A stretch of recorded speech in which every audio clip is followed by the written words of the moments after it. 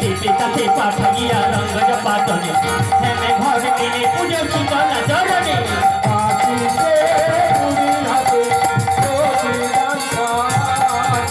ওরে ব্রাহ্মণ একবার তুই আমার পুজো কর ব্রাহ্মণ। তোমার পুজো আমি না করি। ওরে ব্রাহ্মণ না যদি তুই আমায় পুজো করি তাই আমি তোর বংশবাদী যদি কাউকে রাখবো না।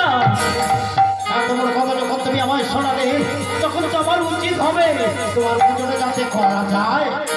আচ্ছা বলতো ব্রাহ্মণ কোন দিক দিয়ে তোমার পুজোটা হয়? কেন তুমি বর্ণের শ্রেষ্ঠ ব্রাহ্মণ হয়ে জানো না দেবী পুজো কোন করতে হয়? এই তো প্রথম তুমি এসেছো শীতলা নাম নিয়ে ব্রাহ্মণ তাই তো কোন দিকে পুজো দিলে তুমি সন্তুষ্ট হবে? বেশ তুমি আমায় সম্মুখে পুজো করো ব্রাহ্মণ।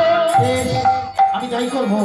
তবে তবে কি জানো তো অনেকক্ষণ থেকে তোমার অনেকগুলো শর্ত আমি মেনে নিয়েছি। ব্রাহ্মণ আমি তোমার পুজো করবো না স্থির সিদ্ধান্ত নিয়ে ফেলেছি। ব্রাহ্মণ আমি যাচ্ছি তোমার পুজোর টালি আনতে। ততক্ষণ পর্যন্ত আমার একটা শর্ত, তুমি চোখ বন্ধ করে দাঁড়িয়ে থাকো। ব্রাহ্মণ আমি তোমার হাতে পুজো নেওয়ার জন্য আমি নয়ন মন্ত্রিত হয়ে দাঁড়িয়ে রয়েছি।